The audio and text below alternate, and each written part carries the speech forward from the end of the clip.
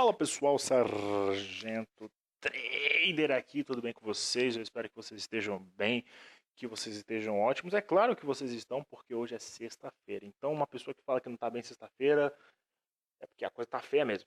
E não é só a vida dessa pessoa que tá feia, como também o nosso mundo econômico está uma coisa absurda, e vocês já vão entender por quê. Porque eu não sei se vocês estão acompanhando, mas alguns economistas estão dando um treco na cabeça das pessoas porque estão especulando que uma crise financeira internacional pode acontecer entre a transição de 2019 a 2020, ou entre 2020 e 2021, ou durante todo 2020, enfim. E eu decidi trazer um vídeo aqui para vocês entenderem o porquê que está se especulando que uma crise financeira pode acontecer, ok? Primeiro que economistas bem reconhecidos e grandes instituições financeiras estão prevendo que essa crise está por vir, né? E alguns indicadores econômicos que são bastante citados, inclusive, quando eles são questionados sobre isso, como o PMI e a taxa de juros, são os que mais chamam a atenção desde 2018. Então, sempre quando você olha um economista falando sobre, ou uma economista falando sobre crise financeira internacional, são esses indicadores que eles mais comentam. Existem outros, mas que são muito mais técnicos e que eu acho que para você que talvez que não entenda muito de mercado ou que não acompanha muito dados econômicos pode ficar um pouco confuso. Então esse vídeo é para falar de uma forma resumida o porquê que eles estão falando tudo isso, né? Então eu decidi trazer aqui o PMI industrial, porque existe o PMI do setor de serviços, mas o PMI industrial é o mais importante, porque a gente tem três setores na economia: o setor primário, secundário e terciário. Antes do setor terciário, que é o de vendas e serviços, vem o setor de indústrias e fábricas. Se o setor secundário não estiver bem, o setor de serviços e de vendas também não vai estar. Porque o setor de serviços e vendas é onde praticamente as empresas estão. O setor de fábricas é onde os bens de capital de uma empresa estão, por exemplo. Então, é dali que a empresa tira os suprimentos dela para a infraestrutura, por exemplo. Se o setor de serviços não estiver bem nas vendas, os pedidos à indústria, ou seja, do setor secundário, não vão aumentar, porque o setor de vendas não está indo muito bem. Então, uma coisa puxa a outra de alguma forma, ok? Então, vamos falar sobre o PMI industrial para que vocês entendam por que que muitos economistas estão preocupados, até eu estou preocupado. Primeiro, vamos começar com o PMI dos Estados Unidos. A gente vê que os pedidos à indústria americana estão reduzindo desde abril de 2018 e de uma forma bem significativa. Estagnou entre abril e julho e agora está apresentando um movimento de recuperação, né? Quanto mais acima de 50%, melhor. A gente vê que os Estados Unidos ficou praticamente o tempo todo acima de 50%, mas mesmo assim apresentou essa queda nos pedidos à indústria. E essa subida aqui, os economistas que estão acreditando na crise financeira mundial, nesse período de tempo que eu falei para vocês, eles acreditam que isso aqui é só um movimento de retração para depois continuar caindo. Não tem um gráfico, né? O preço cai, depois ele dá uma retração, depois cai de novo, então. É basicamente isso que eles acreditam que está acontecendo aqui nos Estados Unidos. No Canadá não é muito diferente, porque o Canadá segue os Estados Unidos. Se a economia americana estiver bem, o Canadá vai bem, porque eles estão bem correlacionados comercialmente falando. E a gente vê que o PMI do Canadá também não está agradando, né? A gente vê aqui uma queda bem significativa desde julho de 2018 até abril de 2019, porque a partir de abril de 2019 até julho ele ficou estagnado praticamente no mesmo período que a economia americana. Então você já vê a correlação dessas duas economias. E também apresentando um movimento de recuperação no mesmo mês praticamente que a economia americana apresentou recuperação na indústria também. O problema é que os economistas batem na mesma tecla, né, que isso aqui é só uma retração. Então, a gente já vê duas economias bem importantes aí apresentando um cenário industrial bem preocupante. A Alemanha, eu acho que eu não preciso falar muita coisa, mas eu tenho que mostrar que o PMI industrial da Alemanha também reduziu drasticamente, por isso que a Alemanha se encontra nesse estado que ela está agora, também por outros motivos, tensões comerciais entre China e Estados Unidos, mas também ela teve algumas tensões, está enfrentando, né, algumas preocupações também por conta do Brexit, né, e também teve algumas tensões ali com a Suíça, né, mas enfim, com a Suíça teve o bloqueio de ações, de negociações suíças em solo europeu, porque, enfim, eu já expliquei isso em um vídeo anterior. Mas a gente vê que o setor industrial da Alemanha também reduziu drasticamente desde janeiro do ano passado e estagnou entre abril e outubro desse ano. Ficou abaixo de 50%. E quando fica abaixo de 50%, não é uma coisa boa. E a gente vê que a economia da Alemanha parece um time que está tentando se manter na Série A. Ele está lutando para garantir pontos, só que para se manter, porque ele não cresce. Ela está estagnada, ela está lutando para se manter operante, né? Mas enfim, a gente vê que o PMI da Alemanha também já faz um bom tempo que não está agradando os investidores e também vários economistas. A França também, que é a segunda, se não me engano, maior economia da Europa, também teve um declínio fortíssimo na indústria. Também teve umas preocupações ao entorno da França sobre os protestos contra o governo do Macron, as medidas que ele vem tomando, que aos olhos dos protestantes, dos manifestantes, são medidas que não são boas para a França. Isso também acabou sendo aí uma preocupação aos olhos de vários investidores, né? O apoio, a falta de apoio popular ao governo. E a gente vê também que a indústria também teve uma apresentou um forte declínio a partir de janeiro de 2018 e estagnou entre janeiro de 2019 e outubro, né? Não sai do lugar, né? Tá acima de 50%, né? Fica oscilando entre 48% e 52%, mas você percebe que só fica nisso, não sai do lugar, está praticamente consolidado. A Itália, eu acredito que foi a pior, né? Porque é a terceira maior economia da Europa, e ela apresentou um declínio muito mais rápido do que a Alemanha e França, né? Desde janeiro também de 2018, e ela estagnou praticamente a partir de outubro de 2018 e até agora não saiu do lugar, né? Porque a Itália, no ano passado, estava enfrentando problemas no orçamento, pediu até um suporte da União Europeia, a União Europeia negou, porque alegou que isso poderia ser ruim para a economia, não só da Itália, como também da União Europeia em si, o bloco, né? E também a Itália recentemente apresentou aí alguns problemas políticos, né? Então, mais uma incerteza, tanto orçamentária quanto política. Então, a gente vê que o setor industrial da Itália também não está agradando é, com os dados, né? O Reino Unido, eu acho que o Reino Unido não é muita novidade, teve uma redução muito forte a partir de abril de 2019, pelos inúmeros fracassos da Theresa May de conseguir um acordo com o Brexit, né? Para que o Brexit acontecesse. Mas a gente também já estava presenciando uma queda desde janeiro de 2018. Em outubro teve uma forte retração, depois subiu um pouquinho, mas agora em 2019 a gente percebe que o Reino Unido também não está apresentando bons dados, ainda pelo mesmo motivo o Brexit, né, por conta da incerteza, né, a gente viu até notícias de próprios cidadãos britânicos estocando comida, já se preparando para a catástrofe que vai ser o Brexit sem acordo, ou com acordo, porque independente do que aconteça, muitas pessoas estão pessimistas com a saída do Reino Unido da União Europeia, porque eles dependem, inclusive em termos de balanço comercial, um do outro, de uma forma até considerável, e os impactos que vão trazer no primeiro momento, né, em curto ou até médio prazo, podem ser até preocupantes aos olhos dos investidores. Embora o Reino Unido já firmou mais de 10 acordos bilaterais, ainda assim o Brexit é uma incerteza e uma preocupação muito grande, fazendo com que a indústria reduzisse bastante também. Os pedidos à indústria, melhor dizendo. A China, ela começou a preocupar todo mundo a partir de janeiro de 2019, quando ela apresentou um dado abaixíssimo da, da sua média, né? Ficou muito abaixo de 50%, ficou aí em 48%, não é muito, mas a gente vê pelo histórico da China, ela ficava entre 51%, acima de 50%, e de repente ela apresenta um dado de 48% em PMI industrial. E isso não é muito bom, né? E foi a partir daí que muita gente começou a ficar de olho na China, né? Cada dado divulgado da China já era motivo de ficar de olho, independente do que fosse, né? Só que depois a China começou a apresentar um movimento de alta, né? Só que também para alguns economistas, por conta das tensões comerciais que a China está tendo com os Estados Unidos, isso aqui é só uma retração, porque as incertezas políticas, aliás, comerciais vão se intensificar com a China ao longo do tempo, ainda mais quando a gente descobre que a China está enfrentando um estresse financeiro, né? Foram as últimas notícias divulgadas pela imprensa da China, que foi depois para o Reuters, Bloomberg, etc., divulgando que a China está enfrentando um estresse financeiro. Né? Então eles estão tomando umas atitudes lá para tentar estimular a economia. Então isso também já é um sinal de preocupação, porque a China é uma das maiores economias do mundo e fornecedora também para vários países. Então isso é uma coisa preocupante, né? Porque se a indústria chinesa não estiver bem, a gente também não vai estar nas mil maravilhas, ok? Então, é isso que a gente consegue observar no cenário da China.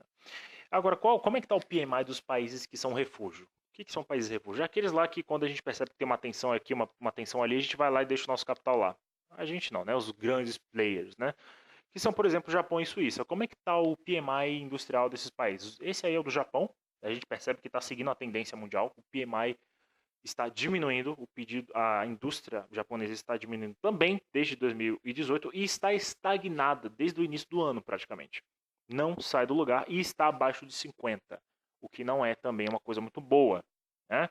E a Suíça também, independente da Suíça ser um país equilibrado economicamente, ter uma reserva monetária praticamente em ouro, né? Mesmo assim, o pedido à indústria da Suíça diminuiu também bastante e estagnou praticamente de abril de 2019 até outubro e abaixo de 50. Esse que é o pior, né? Esse que é o pior. Então isso daí também é uma coisa preocupante que a gente tem que ficar de olho, tanto que o franco suíço deu uma desvalorizada até que significativa em alguns pares aí. A indústria, por que eu estou mostrando a indústria? Porque a indústria ela é de suma importância para qualquer economia. Qualquer economia. Como eu falei, para você vender um carro antes, ele precisa a carroceria dele, as peças dele precisam ser feitas na indústria. Então não adianta você pensar em vender sem ter o carro em si, né?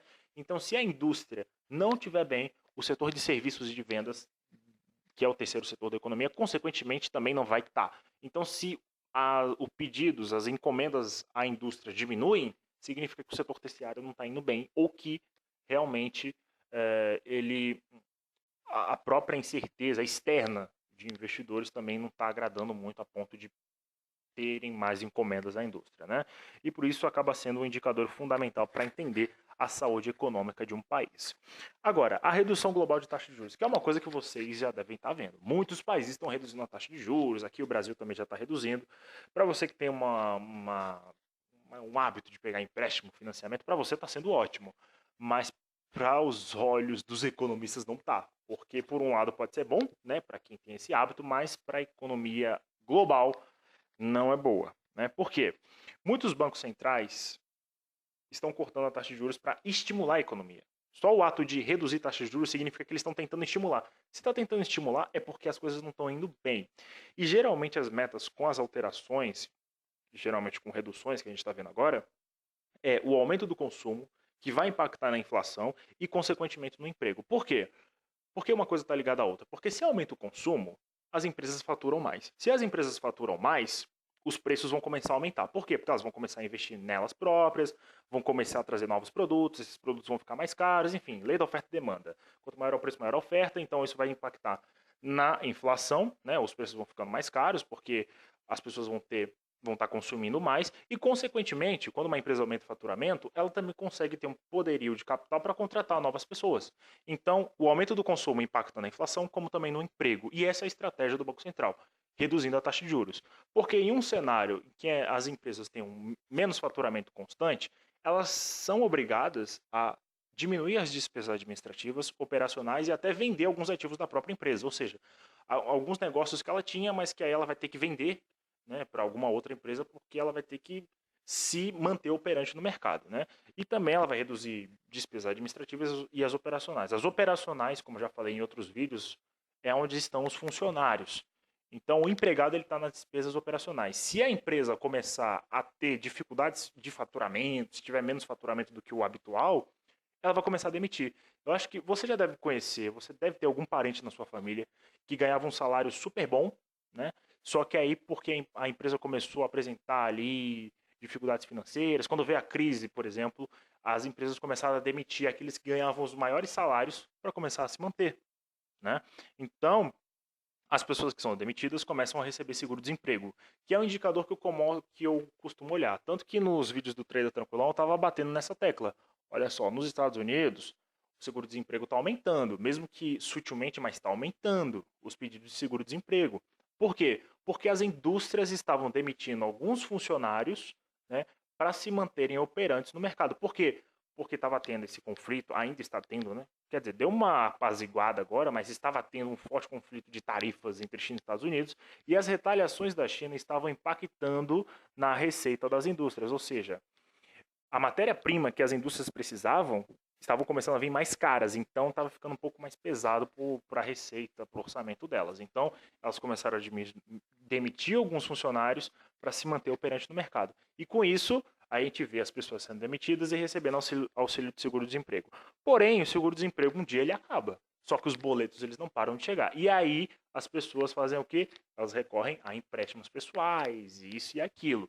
E é isso que o Banco Central aposta, né? Que as pessoas comecem a pedir mais empréstimos para que elas comecem a se livrar das dívidas delas, até elas conseguirem o emprego de novo e depois começarem a circular dinheiro na economia. Né? As pessoas, mas as empresas também, o pensamento não é muito diferente. O Banco Central ele reduz a taxa de juros, algumas empresas, aliás, muitas empresas acabam pedindo empréstimos e financiamentos para reduzir a dívida dela e, consequentemente, com a redução de custo que ela já está fazendo, reduzindo o administrativo e operacional, ela projeta que ela vai ter um faturamento maior com isso, e aí o Banco Central acredita nisso, e geralmente acontece isso, né? Esse é o ciclo que acontece.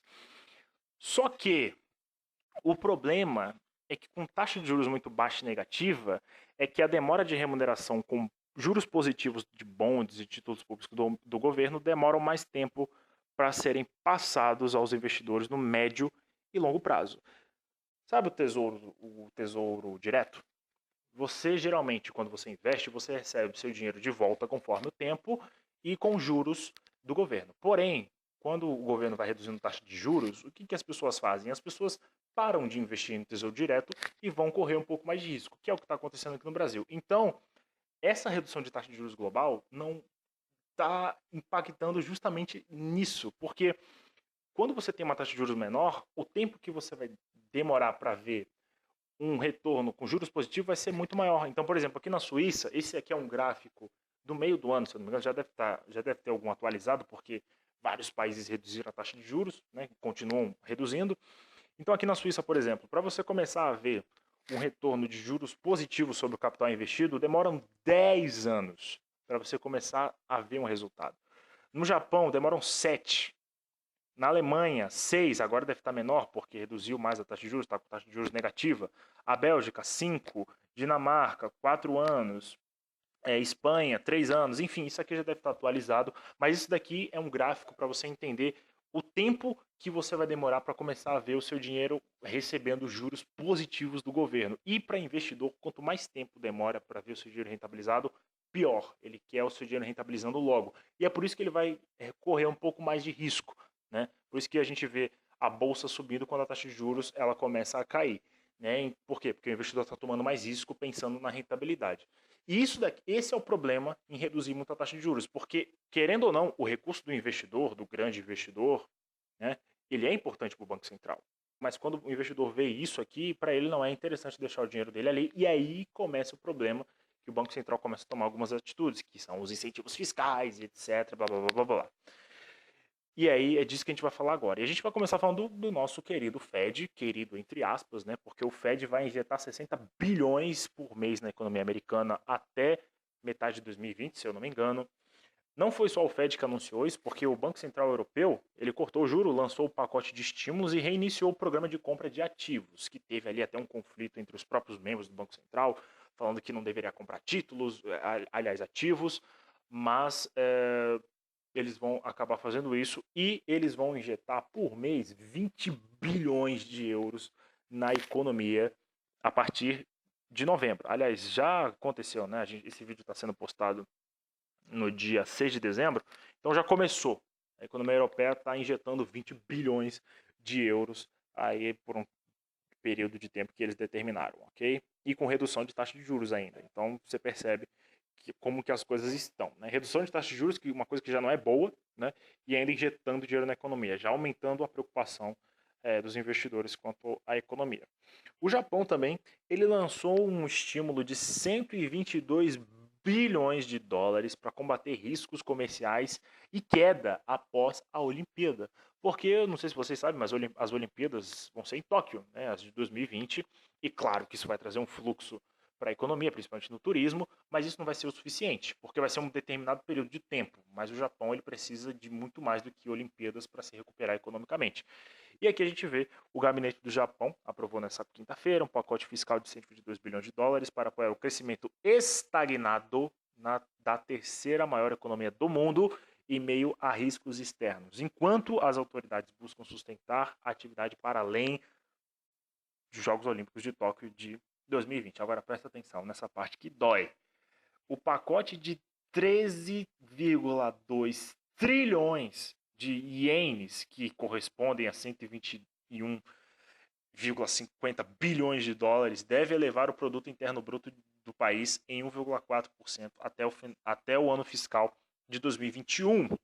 E ocorre no momento em que o Japão, como outras grandes economias, procura reviver o crescimento através dos gastos, à medida que os bancos centrais rapidamente ficam sem opções de política monetária. Então vocês veem que o Banco Central ele sempre acaba focando no gasto.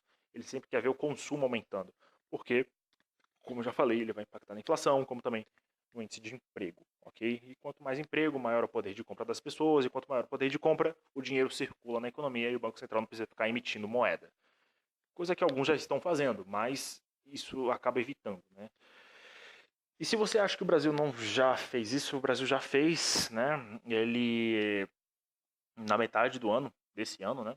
Ele fez uma injeção de 16 bilhões na economia. Eu gosto de falar esses números, bilhões, trilhões, é tão excitante falar esses números.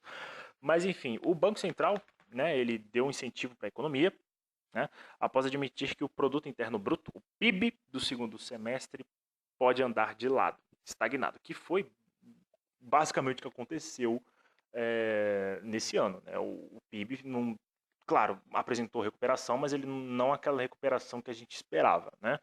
Mas a autoridade monetária adotou uma medida para injetar 16 bilhões na economia, esperando, né, que a economia melhore com isso. Então, o Brasil também já tomou atitudes semelhantes ao que os outros bancos centrais estão tomando no mundo. Né?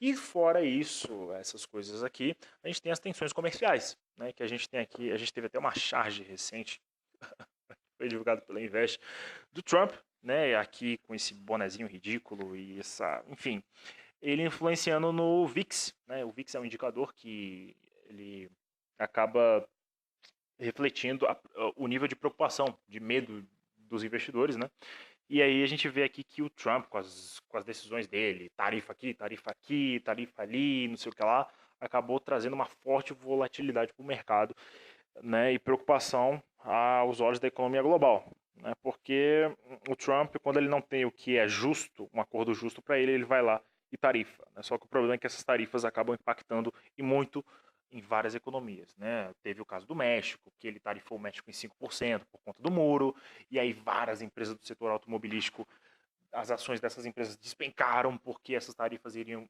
prejudicar os empregos do setor das indústrias dessas automobilísticas, porque elas declararam que isso iria impactar mais de 10 milhões de empregos e etc. Então as tarifas dele tiveram impacto negativo também em alguns setores específicos e que afetavam empregos. Então essas tarifas não são só uma atitude dele, patriótica e tal, é uma atitude que realmente interfere até no emprego de algumas economias, como foi o caso do México aí, que as ações realmente, General Motors e várias empresas aí, as ações despencaram 2, 3, 4% por conta dessas tarifas do Trump aí.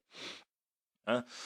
A gente tem também, por fim, né, a dívida mundial. Porque assim, despesa é uma coisa. Despesa é uma coisa que você consegue pagar ali de forma recorrente. Agora, dívida é uma coisa diferente. Dívida é quando você, por exemplo, tem que pagar uma conta de luz, chega no dia você não paga. E aí tá lá, acumulando juro. E aí o que acontece é que a nossa dívida mundial global é ótima, né? A nossa dívida global bateu recorde. Isso não é uma coisa legal de falar, porque o recorde foi de 250 trilhões de dólares. É muita coisa, cara. E essa notícia foi divulgada no dia 14 de novembro de 2019. Hoje é dia 6 de dezembro. Então, no momento que eu estou falando, essa dívida já aumentou. Né? Então, as empresas estão cada vez se endividando mais em um cenário onde o consumo não está legal, onde a gente vê o Banco Central reduzindo o juro para ver se consegue aquecer a economia, e também em um cenário bem preocupante com relação às dívidas de algumas empresas. Porque tem algumas empresas que, sem incentivo, não conseguem se manter operante com os próprios recursos dela, né? Com o próprio faturamento que ela tem. Ela precisa sempre de um incentivo. Então a gente está vivendo esse tipo de cenário, um cenário onde as empresas mal conseguem sustentar, algumas, né? E ao mesmo tempo a dívida mundial vai aumentando. Então isso aqui é uma outra coisa bem preocupante, que foi levantada pelo Instituto Internacional de Finanças, que estima ainda que o endividamento vai continuar subindo até o final do ano. Então, como eu falei, essa dívida aqui já deve ter subido. Em conclusão, o que a gente tem desse cenário catastrófico todo, que ninguém comenta praticamente, porque ninguém quer falar de crise, né? Só quer falar de oba-oba, é que o FMI já alertou o risco de uma crise financeira internacional. E se o FMI fala, a gente tem que escutar. Né? Porque das vezes que o FMI se pronunciou sobre alguma coisa, não foi sempre que eles estiveram errados. Né? Algumas vezes sim, mas na grande maioria das vezes eles estiveram ali com alguma razão. Porque o FMI é basicamente onde os países recorrem quando eles precisam de grana. Né? Então, é importante ficar atento às declarações do FMI, que já alertou sobre um risco de uma crise financeira, por conta todos esses eventos e acontecimentos e dados que eu trouxe para vocês aqui. Isso é tudo, eu espero que vocês tenham entendido. Não é uma coisa muito legal de falar, né? Porque dá a sensação de que ferrou, mas a gente tem que estar de olho nisso, principalmente para gente que investe. Por exemplo, eu sou investidor, então tem que ficar olhando isso, porque eu tenho, basicamente, meu patrimônio está bem exposto em ações, então eu tenho que olhar essas coisas, porque esse tipo de coisa, esse cenário global acaba impactando no cenário na microeconomia, né? Então as empresas acabam falando, pô, a gente não teve um crescimento porque a economia não apresentou uma melhora e tal. Então tem que ficar olhando isso. Então é importante a gente entender o que está acontecendo no mundo para que a gente tome as melhores decisões de investimento hoje. Né?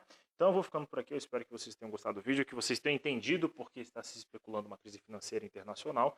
E se você acha que alguma pessoa tem que ver esse vídeo, compartilhe esse vídeo com essa pessoa, mande esse vídeo para a pessoa, mande nos grupos que você tá, mande para todo mundo que você puder. Se você gostou, curta o vídeo. Se você não gostou, pode dar o dislike. As nossas redes sociais, Instagram, Facebook, eu vou deixar aqui embaixo. As minhas redes sociais também, Sargento Trader, vou deixar aqui na descrição. E o nosso site também, para você que está chegando no mercado agora, que queira ler algum conteúdo legal, a gente tem os nossos artigos no nosso site que podem estar te ajudando bastante, que são gratuitos, tá? Você pode ler todos de forma gratuita. A gente tem algumas ferramentas boas também para você que já opera no mercado e também para você que não entende nada, presta atenção, para você que não entende nada, que você é zerado de conhecimento, que não sabe nem o que é PIP no Forex, a gente tem o nosso curso para você. E se você não gostar, fique tranquilo que tem 30 dias de garantia, ok? Vou ficando por aqui. Forte abraço. Até o próximo vídeo e aproveitem o final de semana pensando na crise financeira mundial. Fui!